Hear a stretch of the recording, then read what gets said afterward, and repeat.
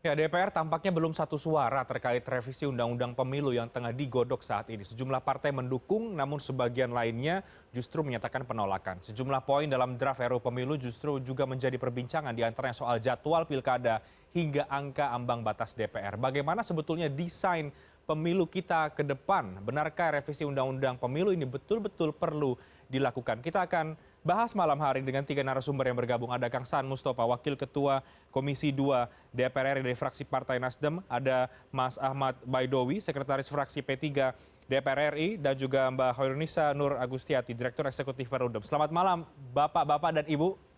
Selamat malam, Pak. Malam, Assalamualaikum. Waalaikumsalam. Terima kasih sudah meluangkan waktu, Kang Saan, Mas Awi, dan juga Mbak Dinis. Kita bicara soal revisi Undang-Undang Pemilu yang tengah digodok, tapi DPR tampaknya masih terbelah ini. Ada yang mendukung, ada yang juga tidak mendukung. Saya mau Kang Saan dulu. Kang Saan, kalaupun ini harus direvisi, kenapa Kang Saan? Apa alasan yang paling yang mudah diterima atau yang paling substansi begitu sehingga Undang-Undang Pemilu kita perlu direvisi lagi? Karena setiap pemilu tampaknya kita selalu berganti-ganti, Kang Saan. Ya, pertama semangat merevisi Undang-Undang Pemilu. Saya ingin ceritakan dulu bahwa ini inisiatif DPR ya. RUU Undang-Undang Pemilu untuk direvisi ini inisiatif DPR, karena inisiatif DPR dan itu adalah pembidangannya di Komisi 2, maka Komisi 2 menyiapkan draft terkait dengan RUU Pemilu. Nah, yang kedua terkait dengan revisi, ini juga kan kita melakukan evaluasi terhadap beberapa pemilu-pemilu sebelumnya, bahwa kita ke depan juga sebenarnya punya semangat bahwa RUU Pemilu itu jangan musiman untuk berlaku beberapa kali pemilu ke depan. Oke. Nah, kita melihat bahwa berdasarkan pemilu kemarin dan juga putusan Mahkamah Konstitusi nomor 55 ya 2019 yang lalu, maka dipandang perlu untuk melakukan sebuah revisi. Misalnya di publik ada aspirasi ketika dua kali pilpres yang lalu 2014 dan 2019 itu terjadi sebuah dampak sosial yang juga luar biasa. Misalnya terkait dengan soal polarisasi, pembelahan di masyarakat, yang walaupun misalnya di tingkat nasional elitnya sudah rekonsiliasi, tapi pembelahan itu kan masih ada. Nah, ini juga apa yang membuat hal ini terjadi. Yang kedua juga berangkat dari pemilu 2019 yang lalu, ketika misalnya dilakukan secara teknis kepemiluan, banyak penyelenggara yang menjadi korban. Itu satu hal yang sebenarnya juga memerlukan kajian. Oke. Dan yang ketiga, ketika pemilu pilpres dan pileg disatukan, itu secara kualitas elektoral, terutama terkait dengan legislatifnya, itu tereduksi oleh pilpres. Jadi pemilih itu lebih fokus kepada pilpres ketimbang kepada legislatif. Ini pertimbangan yang berikutnya. Nah, yang keempat saya juga ingin sampaikan, kenapa ada gagasan mengintegrasikan undang-undang pilkada yaitu Undang-Undang Nomor 10 2016 ke dalam Undang-Undang Nomor 7 2017. Ini semacam kodifikasi. Sebenarnya juga ada keinginan undang-undang partai politik juga dimasukkan ke dalam undang-undang pemilu. Sehingga undang-undang pemilu itu mengatur 4 hal. Ada pilpres, ada pileg, terus juga ada penyelenggara pemilu, dan ada pilkada. Oke. Nah, kenapa misalnya ada ide di dalam draft itu terkait dengan normalisasi pilkada? Kita bisa bayangkan misalnya dalam 1 tahun bersamaan, walaupun waktunya berbeda, ada jeda, itu beban teknis kepilkadaan, kepemiluan yang ditanggung oleh penyelenggara itu bisa besar sekali. Jadi bisa bayangkan, untuk tahapan pilpres dan pileg belum selesai, KPU penyelenggara harus memulai tahapan untuk pilkada. Oke.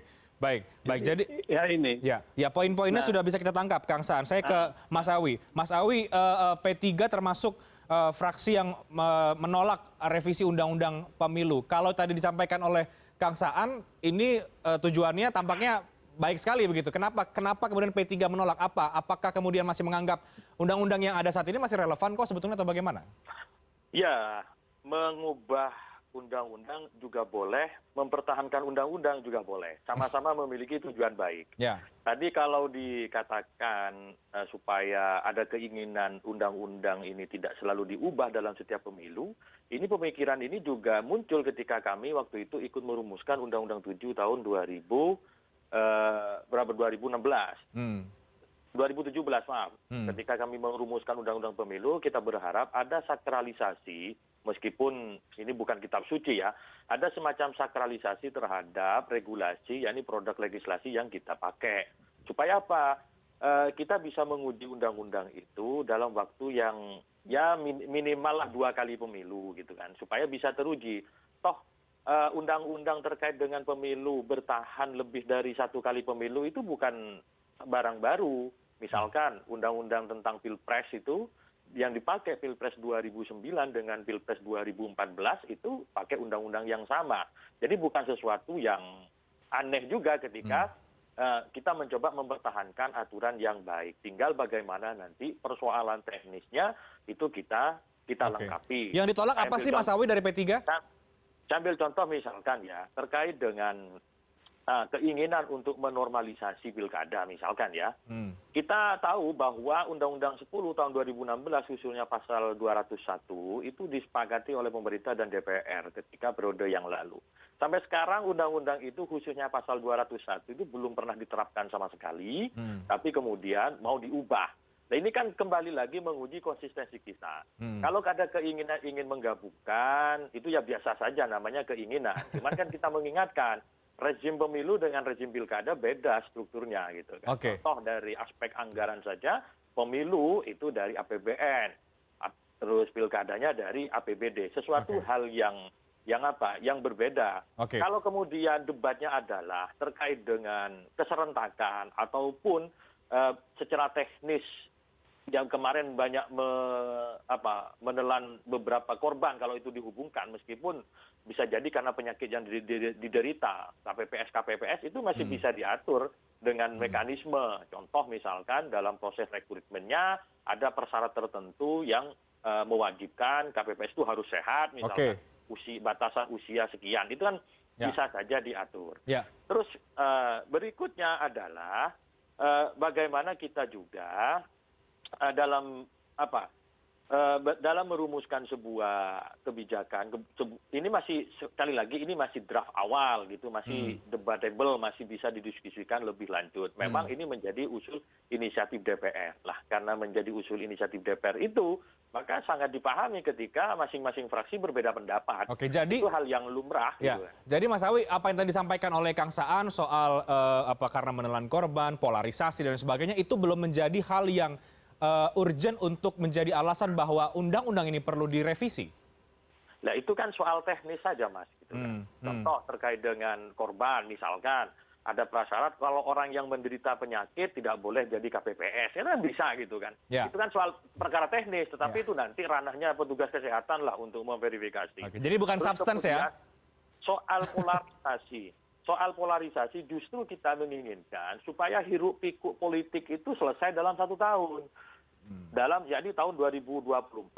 Kalau tadi misalkan secara teknis persiapannya itu masih ada jeda waktu 7 bulan loh.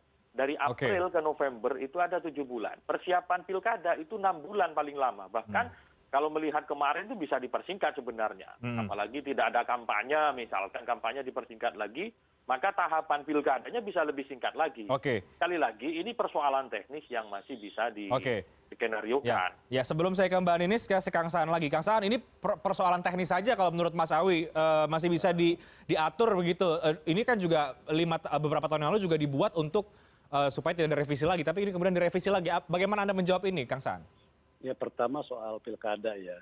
Kita banyak melakukan kunjungan ke daerah ya, kunjungan-kunjungan spesifik, terutama terkait dengan soal pendanaan pilkada. Jadi ada banyak sekali aspirasi agar pilkada itu dibiayai oleh APBN. Kenapa dibiayai oleh APBN?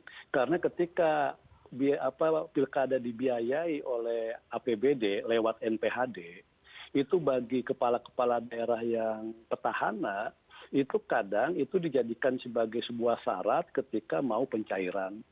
Bahkan kalau misalnya kepala daerah yang sudah habis masa jabatannya, bahkan dia kadang juga lama mencairkan NPHD. Sehingga penyelenggara dalam konteks untuk melaksanakan pilkada itu banyak sekali tersandra oleh kepentingan-kepentingan politik yang ada di daerah.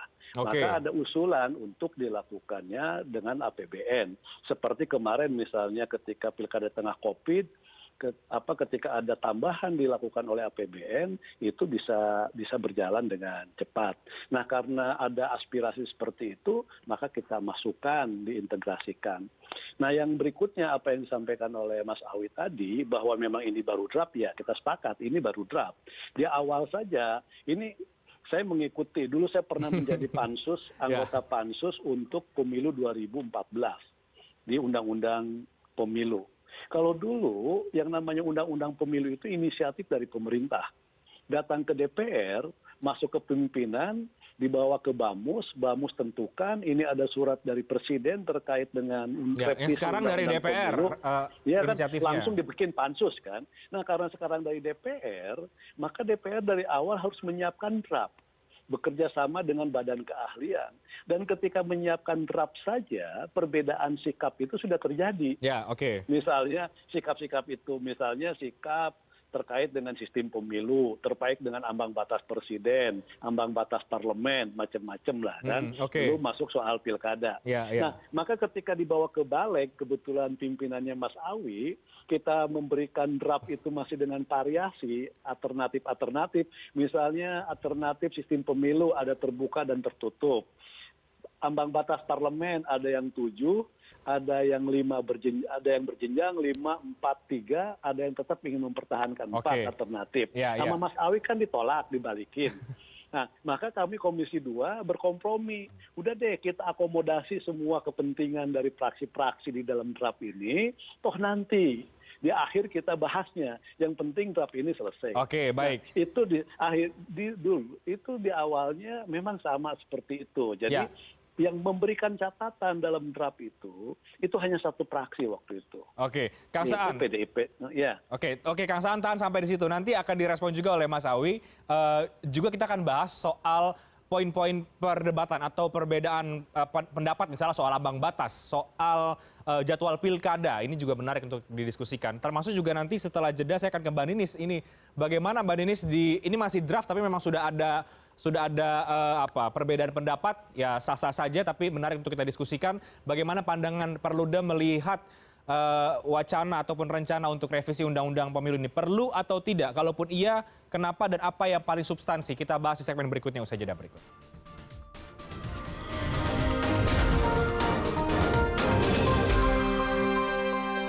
Anda kembali di Newscast, saya akan langsung ke Mbak Ninis. Mbak Ninis tadi sudah mendengar apa yang disampaikan Kang Saan dan juga Mas Awi. Dari catatan Perludem sebetulnya bagaimana ketika DPR sudah mulai menggulirkan lagi soal rencana untuk revisi Undang-Undang Pemilu, apa yang harusnya menjadi perhatian? Ya, memang ini seperti rutin 5 tahunan ya, Mas Reinhardt ya. Jadi biasanya setelah 2 tahun pelaksanaan pemilu tuh sudah ada agenda untuk merevisi Undang-Undang Pemilunya. Bahkan saya ingat sekali ketika baru beberapa hari setelah pemilu 2019, waktu itu kalau saya tidak salah ada statement dari Wakil Presiden Yusuf Kala pada waktu itu dan juga Mendagri Cahyokumolo yang sudah ada statement dengan karena melihat kompleksitas pemilu 2019, ada usulan bahwa ini undang-undangnya perlu direvisi gitu kan, sehingga kemudian undang-undang pemilu jadi prolegnas di DPR. Nah, sebetulnya kalau bicara terkait dengan undang-undang pemilu ini tentu sebetulnya kita menyelenggarakan pemilu kan ada tujuannya.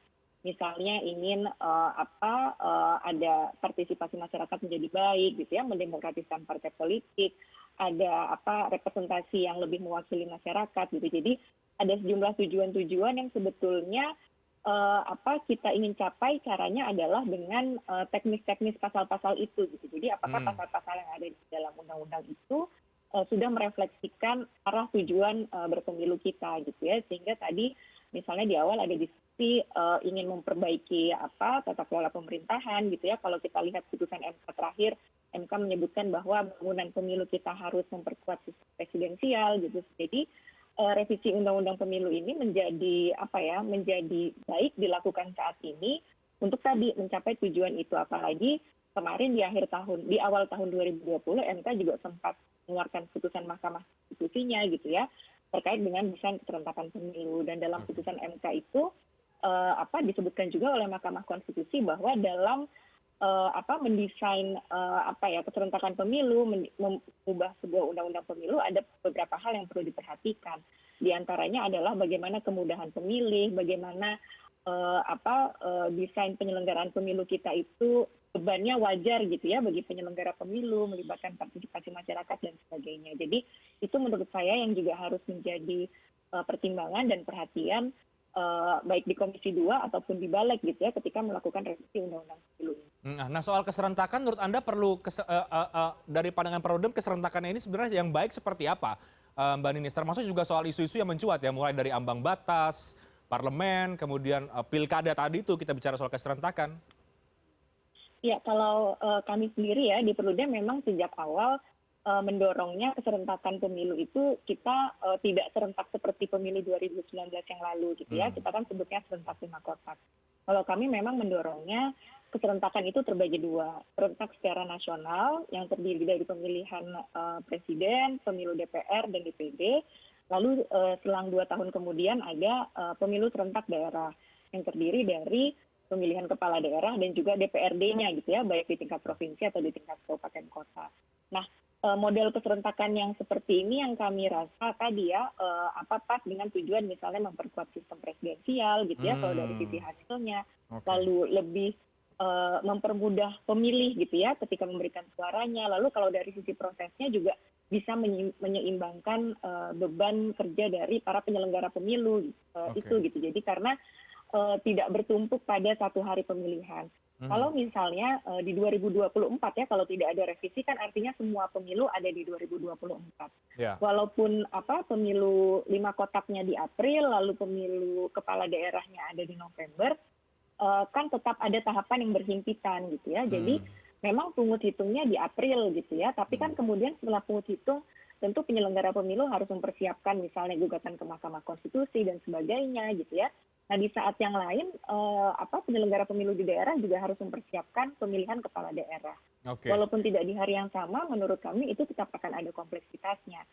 Kita punya pengalaman di 2018 yang lalu ada pemilihan kepala daerah. Jadi di 2019-nya ada pemilu 5 kotak. Daerah-daerah yang pada saat itu jedanya kurang lebih setahun gitu ya, juga mengalami kompleksitas yang sama ketika ada tahapan pemilu dan pilkada yang berhimpitan. Lalu kemudian soal ambang batas misalnya, Mahkamah Konstitusi sebetulnya menyebutkan bahwa ambang batas itu konstitusional. Jadi boleh-boleh saja ada ambang batas, apalagi dalam pemilu proporsional. Tapi yang perlu diperhatikan adalah bagaimana kita menentukan angka ambang batas ini. Kenapa kemudian naik gitu ya? Dasarnya naik itu apa? Naik dari 4% menjadi 5%, menjadi 7%, tentu itu harus ada dasar perhitungannya yang jelas gitu ya, misalnya yang sistematis, yang akademis gitu. Jadi tidak angka itu muncul ujuk-ujuk ada gitu ya, misalnya 7%, karena dari penerapan ambang batas ini efek langsungnya adalah semakin banyak suara yang terbuang gitu ya, karena tidak terhitung. Semakin banyak suara yang tidak terhitung, artinya mempengaruhi proporsionalitas hasil pemilu kita. Padahal sistem pemilu kita adalah sistem pemilu proporsional, sehingga antara hasilnya pun juga harus proporsional. Sementara dengan penerapan angka ambang batas yang tinggi akan mengganggu proporsionalitas hasil pemilu. Baik. Nasdem termasuk yang mendukung ambang batas kalau nggak salah 7% ya, Kang Saan mungkin bisa dikoreksi kalau saya salah. Sementara Mas Awi berbeda, berbanding terbalik. Mas Awi, bagaimana nih soal ambang batas dan juga soal keserentakan tadi, teknis tapi bisa jadi kemudian ini menjadi masalah yang kompleks, Mas Awi? Ya, sekali lagi soal keserentakan pemilu itu untuk desain 2024 itu sudah ada putusan Mahkamah Konstitusi. Di situ ada varian-varian yang ditawarkan oleh Mahkamah Konstitusi, meskipun itu sebenarnya model keputusan yang baru dari Mahkamah Konstitusi. Tapi apapun itu, ya kita hormatilah putusan Mahkamah Konstitusi yang memberikan varian-varian keserentakan. Dan selama kita tidak melenceng dari keputusan yang diatur oleh Mahkamah Konstitusi, itu sah. Tinggal pilihannya nanti kesepakatan politik antara pemerintah bersama DPR. Yang berikutnya kaitannya dengan parliamentary threshold, kami juga mengingatkan bahwa tadi sudah diingatkan bahwa sistem kita ada sistem proporsional. Pada pemilu 2019 kemarin banyak jutaan suara yang terbuang sia-sia, dia menyalurkan pilihannya kepada partai tertentu, tapi partai tertentu itu tidak lolos ke parlemen sehingga dia tidak bisa mendapatkan perwakilan di parlemen. Nah, asas proporsionalitasnya itu semakin tidak proporsional ketika angka parliamentary threshold itu semakin naik. Yang juga perlu diperhatikan adalah keragaman politik, keragaman budaya itu juga cermin dalam proporsionalitas sistem pemilu yang kita terapkan. Jadi semakin tinggi ambang batas parlemen itu maka semakin tidak proporsional. Jadi bertentangan dengan sistem pemilu yang kita tetapkan seperti itu. Oke, Kang Saan, angka 7% datang dari mana? Kemudian kalau Mbak Ninis katakan harus ada alasannya nih, tidak ujuk-ujuk saja begitu angka 7%. Gini ya, pertama tadi saya sepakat lah sama Mbak Ninis maupun Mas Awi ya. Salah satu tujuan Mahkamah Konstitusi menserentakkan antara pilpres dengan legislatif di waktu yang sama, yang berbeda dengan 2019 yang lalu, ini kan dalam rangka upaya mencapai memperkuat sistem presidensial kita secara ketatanegaraan. Nah, tapi itu sudah diuji di 2019 yang lalu, bahwa apa yang dimaksud dengan MK itu kan tidak tercapai. Bahwa ada harapannya kotel efek, ada partai yang dominan ketika disampaikan, itu tetap saja hasil 2019 distribusi suara itu kan tersebar ke banyak partai. Sehingga tidak ada satu partai yang dominan. Nah, kalau misalnya ambang batas presidennya nggak diturunkan tetap 20%, maka yang bisa maju sendirian itu pun pas-pasan. Itu hanya PDIP. Yang lain harus berkoalisi dan nggak bisa juga berkoalisi hanya dengan 2 partai. Nggak bisa Nasdem dengan P3, nggak bisa Nasdem misalnya dengan Demokrat karena kurang. Nasdem dengan Gerindra masih mungkin. Akhirnya itu juga membuat ketika misalnya mengusung pasangan calon presiden dengan ambang batas itu, proses untuk menyamakan visi dan sebagainya itu menjadi lebih rumit karena menyamakan pandangan, persepsi, dan juga platform yang sama dengan partai tidak mudah, apalagi nanti terkait dengan soal kandidatnya.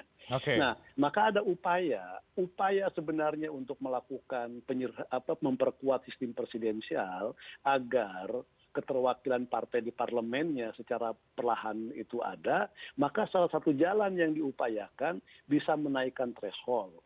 Misalnya kan, terbukti kemarin dari 10 threshold 4 tinggal 9 partai, hilang 1. Ada yang sebenarnya yang lebih ekstrim, tapi kan itu nggak mungkin bisa dilakukan oleh semua partai. Memperkecil distrik magnitude. Yeah. Jadi kalau misalnya distrik magnitude-nya diperkecil, seperti yang ada dalam draft, ini kompromi draft ini Mas Awi ya, walaupun Nasdem juga belum tentu setuju dengan distrik magnitude yang ada di dalam draft RUU. Bisa 38. Minimal satu dapil itu 3 kursi minimalnya, maksimalnya 8 kursi. Itu ekstrim, Kang Saan. Itu ekstrim. Kan, ya? Kalau ini diterapkan dalam rangka memperkuat sistem presidensial sehingga distribusi suara itu menumpuk ke beberapa partai, maka saya pastikan di parlemen itu minimal itu ada 7 partai, bahkan bisa 6 partai kan gitu kan. Tapi itu kan ekstrim, terlalu perdebatannya terlalu tinggi. Nah, itulah pertimbangan kenapa 7 itu tadi. Tapi terlepas itu semua, ini kan masih draft yang masih diperdebatkan. Tapi saya ingin ke substansi, Mas Rehat. Nah, Kang Saan, substansinya nanti, Kang Saan. Kita break terlebih dahulu ya. Nanti kita ke substansi berikutnya di segmen berikutnya. Kami akan segera kembali sesaat lagi.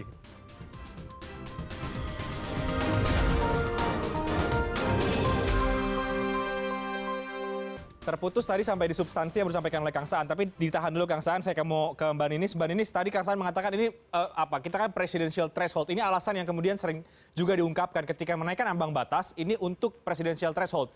Anda memandangnya seperti apa? Kalau presiden, ini 2 hal ya Mas ya, ada parliamentary threshold, ada presidential threshold. Nah, kalau untuk presidensial threshold sendiri, kami sepakat bahwa sebetulnya tidak perlu ada, karena supaya partai politik ya tadi yang seperti Kang Saan sampaikan bisa mencalonkan sendiri pasangan calon presiden yang diinginkannya gitu ya, tidak harus berkoalisi, tidak harus mengusung dari partai yang lain gitu, karena kan bagaimanapun juga partai politik disiapkan ya untuk menciptakan kader-kader Ya. pemimpin bangsa Oke. gitu ya. Ya. Ya supaya mereka bisa mengusung pasangan calonnya sendiri. Kalau itu untuk menguatkan sistem presidensial bagaimana, Mbak Ninis? Dengan adanya presidensial threshold yang tinggi gitu ya, 20% kursi atau 25% suara dari pemilu sebelumnya kan kita sudah lihat di 2 pemilu terakhir gitu ya, sulit sekali bagi satu partai politik untuk bisa mengusung sendiri partai politiknya sehingga berkoalisi, dan dampaknya ya hanya ada dua pasangan calon gitu ya, jarang sekali ada 3 pasangan calon presiden. Baik, Mbak Ini Ninis. kemudian dampak lebih jauhnya tadi ada polarisasi di masyarakat. Ya. Nah, memang kalau setiap partai politik bisa mengajukan pasangan calonnya sendiri, tentu ada pertanyaan nanti bagaimana kalau capresnya jadi banyak gitu ya sejumlah partai politik yang ada. Saya rasa itu juga tidak menjadi masalah yang besar karena pemilih kan bisa punya alternatif pilihan gitu ya. Terus bangunan sistem yang ada di konstitusi juga menyebutkan dalam pemilu presiden kan harus 50% plus 1. Jadi kalau tidak ada yang mendapatkan 50% plus 1, akan ada putaran yang kedua gitu ya. Jadi bangunan ketatanegaranya sudah didesain ke sana gitu. Jadi itu sebetulnya kenapa sebetulnya tidak perlu ada presidensial threshold ini. Baik, Mbak Ninis. Untuk bisa partai politik kita ini saringannya sudah cukup banyak dan sudah cukup berat gitu ya. Jadi kalau untuk mengusung pasangan calon presidennya pun juga berat gitu ya. Ya sayang sekali tadi kader-kader yang sudah disiapkan tidak bisa dimajukan. Oke, Mbak Ninis, ini kalau kemudian menaikkan ambang batas parlemen untuk menguatkan sistem presidensial, tanggapan Anda seperti apa? Ya sebetulnya kan salah satu indikator sistem presidensial kuat tadi ya, kalau sistem kepartaian kita sederhana gitu ya. Kalau sekarang kan kita multi partai ekstrim.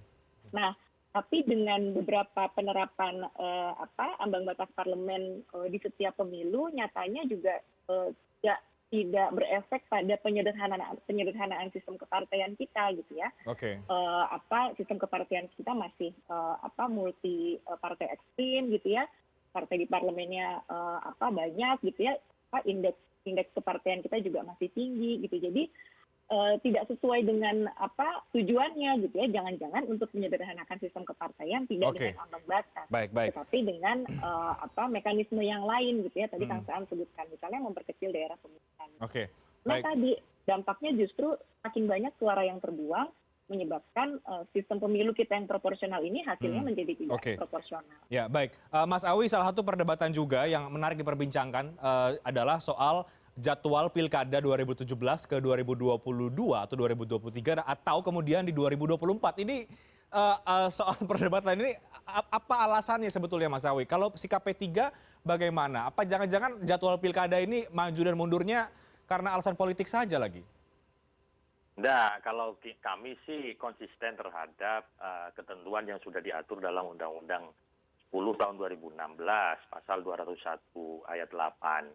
Itu kan sudah diatur di situ bahwa pilkada serentak itu 2024. Itu kan belum pernah dilaksanakan kan gitu. Kita belum juga bisa melihat kelebihan dan kekurangannya. Artinya kalau itu belum juga diterap tetapi mau direvisi ya kerja teman-teman yang terdahulu di Komisi 2 ketika menyusun Undang-Undang 10 2016 ya mubadir gitu. Dan yang kemudian terkait dengan misalkan jabatan kepala daerah yang habis dari tahun 2022 dan 2023 kemudian di PLT kan sampai 2024 sebenarnya kan tidak ada persoalan. Tetap sistem pemerintahan tetap berjalan. Toh statusnya PLT kan juga diatur kalau itu kaitannya dengan pelayanan publik kepada masyarakat. Kan banyak juga contohnya misalkan wali kota Makassar itu lebih dari 1 tahun bahkan hampir 2 tahun PLT ya tidak ada masalah. Makassar tetap jalan itu pemerintahannya, pelayanan publik tetap jalan. Kalau soal itu kekhawatirannya. Tapi kalau soal persiapan teknis itu saya kira tidak ada dampaknya tidak terlalu Contohnya saja dari 2018 ke Pilkada 2018 ke Pileg 2019 meskipun jeda waktunya itu sekitar 7 bulanan juga kira-kira sekitar 7 bulanan lah. Karena Oktober ya 7 atau 8 bulan gitu. Ya juga tidak ada masalah gitu. Bukan sesuatu yang terlalu dikhawatirkan. Mas Awi, jadi kalau menurut Anda ada fraksi-fraksi lain yang kemudian mau mengganti, balikin lagi ke 2020-2023. Ini apa Mas Awi menurut Anda? Kenapa? Ya itu hak politik dari teman-teman menyampaikan itu gitu kan. Ada agenda apa ya teman-teman punya hak untuk itu gitu kan. Tapi saya tidak membaca itu. Soal mengusulkan perubahan, mempertahankan ketentuan itu ya biasa saja dalam politik, semua memiliki hak yang sama gitu. Ya, masih sangat dinamis ya Mas Awi ya? Masih, apalagi kata Kang Saan tadi, ini baru draft, baru minggu lalu masuk ke balik gitu kan. Kita baru buka sudah ramai, ya lumayan. Kalau tidak begitu ya bukan politik namanya. Betul. Makanya ini baru draft saja sudah ramai diperbincangkan. Kang Saan, gimana Kang Saan soal jadwal pilkada? Ayo, ini gimana? Ini benar-benar karena ada alasan yang substansi. Tadi kan Kang Saan mau bahas soal substansi, atau jangan-jangan karena politis saja ini? Kita tahu di 2024 juga ada banyak kandidat kan sebetulnya di sana. Nah, kita tidak terpikir soal politis. Kita ini sekarang kita berpikir rasional saja. Oke. Rasionalnya bagaimana rasionalnya? Anggaplah jadwal Pilpres Pileg itu April. Itu kan diasumsikan Pilpresnya itu satu putaran. Artinya satu pasang itu langsung mendapatkan 50% plus 1 seperti 2 kali presiden yang lalu 2014-2019. Nah, kalau itu tidak terjadi seperti pemilu sebelum-sebelumnya 2004 gitu ya, itu ada 2 putaran dan itu dilakukan di bulan September.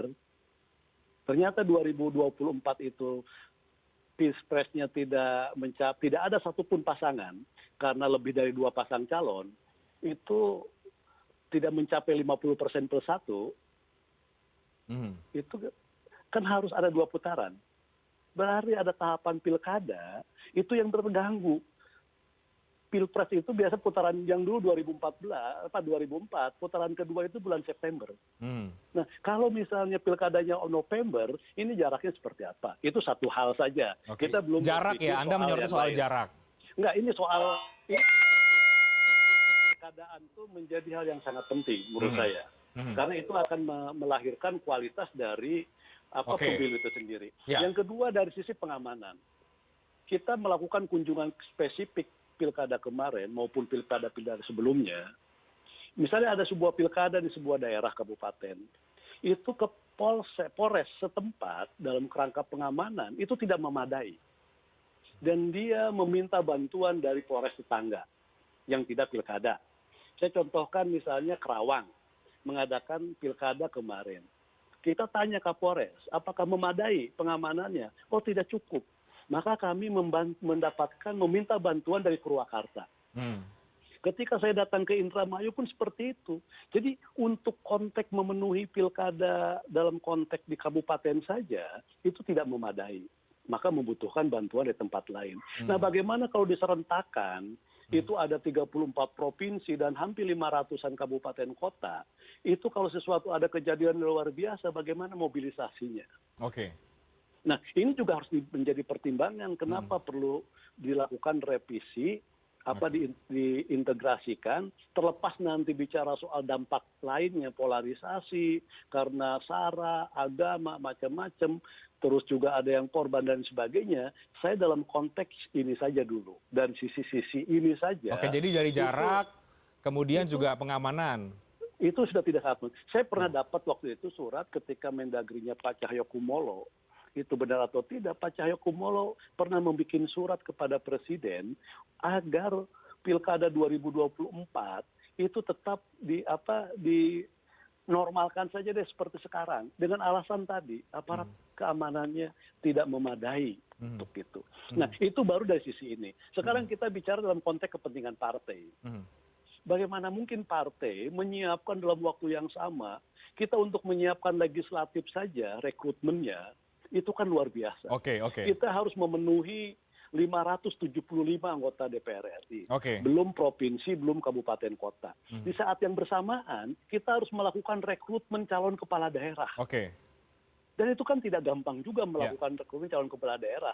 Belum juga kita menegosiasinya dengan partai, karena nggak cukup mengusung sendirian. Jadi dalam konteks 2 kepentingan itu, saya melihat bahwa disitulah letak kenapa urgensi revisi undang-undang pemilu itu menjadi penting karena kita melakukan evaluasi rasional agar ke depan ini undang-undang ini kita sepakati untuk tidak bisa ini. Maka kepentingan sesaat tadi misalnya apakah ada kepentingan dalam konteks pilkada DKI. Karena kan semua sekarang mengerucutnya seakan-akan orang memaksakan pilkada di 2022 dipaksakan hanya karena ingin memberikan panggung terhadap DKI. Saya katakan itu sempit sekali pandangan itu. Sementara pilkadanya ada ratusan gitu. Tapi kan seringkali partai politik sudah berpikir jangka panjang, Kang Saan. Enggak, artinya gini, ada yang memang berpikir jangka panjang, tapi kita ingin berpikir seperti Mas Awi sampaikan tadi, kita ingin menata, mendesain tentang sistem politik kita ke depan, tentang format politik kita ke depan, tentang demokrasi kita ke depan, yang itu benar-benar terlembaga dengan baik, bukan hanya dalam konteks misalnya prosedural semata, tapi kita ingin meletakkan bahwa demokrasi kita memang demokrasi yang substansial. Jadi tidak ada kita tata. Ada itu, Pak. Jadi tidak ada kaitannya dengan mau mengendorse Gubernur DKI Jakarta sekarang Pak Anies Baswedan dengan yang tidak mau mengendorse untuk di 2024. Nggak ada, banyak yang perlu di-endorse. Ada DKI, ada Jawa Barat, ada Jawa Tengah, ada Jawa Timur kan gitu. Itu kan pilkadanya sama aja di 2022 dan 2023 kan. Mereka kontestasi juga. Jadi sekali lagi. Karena kan Nasdem belakangan dekat juga dengan Pak Anies, Kang Saan. Dekat juga dengan Ridwan Kamil. Pilkadanya 2023. Dekat juga dengan Ibu Hopipa kan gitu kan. Jadi nggak ada itu. Saya ke Mas Awi, nanti ke Mbak Ninis terakhir. Mas Awi bagaimana Mas Awi? Jangan-jangan ini kita bicara juga konteks politik 2024. Ya, sekali lagi, bisa saja kalau ada yang beranggapan kaitannya memunculkan kembali 2022 dan 2023 ada kaitannya dengan politik, itu bisa saja orang beranggapan. Namanya orang beranggapan boleh-boleh aja, misalkan ada prediksi politik. Ya, orang memiliki hasrat politik ya silahkan saja. Tapi yang disampaikan Kang Saan tadi saya kira clear gitu kan. Yang kami sampaikan juga clear. Kaitannya dengan bagaimana penataan sistem pemilu kita gitu. Kalau di kami sih bagaimana konsistensi dalam melaksanakan ketentuan perundang-undangan yang sudah kita sepakati bersama. Kalau misalkan kaitannya dengan keamanan, waktu pemilu legislatif pun keamanan juga serentak gitu kan. Itu kan tinggal bagaimana. Saya kira kalau teknis lagi ya Mas Awi lah untuk mengatur bagaimana menskenariokan hal-hal yang kaitannya dengan potensi mengganggu Kamtipmas gitu. Itu ranahnya pihak yang berwenang lah. Kami hanya ingin mengingatkan, sekali lagi ingin mengingatkan bahwa itu yang diperlukan adalah memberikan contoh, sudah memulai untuk konsistensi dalam menjalankan aturan yang ada. Kalau kemudian ada keinginan-keinginan melakukan perubahan, ya itu sah-sah saja. Termasuk juga kami juga ingin mempertahankan undang-undang pemilu yang lama tetap diberlakukan. Hal yang lumrah. Contoh misalkan, kalau kaitannya dengan ada kemungkinan pemilu presidennya lebih dari satu pasang calon, ya kemungkinan itu pasti ada. Tetapi sepanjang misalkan ketentuan presidensial threshold-nya tetap 20% kursi dan atau 25% suara, ya maka sudah tergambar dalam 2 pilpres terdahulu. Ketentuan itu ya hanya maksimal 2 pasang calon. Itu kan pengalaman. Gitu. Meskipun di 2024 kondisinya bisa jadi berbeda. Mas Awi. Tapi bisa juga sama gitu. Baik. Mbak Ninis terakhir singkat saja agar ini tidak kemudian berbau politis lagi. Jadi supaya kita kembali ke substansi bahwa revisi ini kalaupun perlu memang ada alasannya, kalaupun tidak juga seperti apa. Apa yang kemudian harus dikawal bersama? Karena ini masih draft awal, masih panjang juga mungkin perjalanan. Seperti apa Mbak? Singkat. Ya, pertama tentu kita perlu mempertimbangkan timeline-nya ya Mas. Karena kan sendiri mendukung sebetulnya tetap ada normalisasi jadwal pilkada tadi. Nah kalau kita mau ada pilkada di 2022, artinya 2021 ini kan tahapannya harus dimulai gitu ya. Sehingga memang pembahasan undang-undang pemilunya tidak bisa berpanjang-panjang. Nah oleh sebab itu kalau kita bicara tadi soal yang berkaitan dengan sistem ambang batas, apakah mau terbuka tertutup, ambang batasnya mau dinaikkan gitu ya, itu akan memakan waktu yang sangat panjang gitu. Di pembahasan undang-undang pemilu yang lalu, dari 7 bulan itu 3 bulan hanya membahas sistemnya. Padahal di dalam undang-undang pemilu banyak hal-hal yang perlu dibenahi. Misalnya soal penegakan hukumnya, kelembagaan penyelenggara pemilunya gitu ya, kita perlu tata ulang karena akhir-akhir ini kan kita melihat ya bagaimana semacam ada rivalitas di antara penyelenggara pemilu kita, itu kan juga perlu dibenahi. Oke. Kita perlu menyusun prioritas memang terkait pembahasan undang-undang pemilu ini, tapi juga dalam waktu yang tidak bisa yang panjang-panjang gitu ya, karena supaya persiapan di Pilkada 2022-nya juga tidak mepet. Oke, baik, kita kawal bersama Mbak Nindis, Kang Saan dan juga Mas Awi, menarik diskusinya. Mudah-mudahan kalaupun memang ada revisi ini bukan karena mau mengendorse siapa begitu ya, kita akan lihat bagaimana perkembangannya ke depan. Terima kasih banyak Kang Saan, Mas Awi terima kasih banyak, Mbak Nindis terima kasih banyak untuk kehadiran dan juga diskusi pada malam hari ini.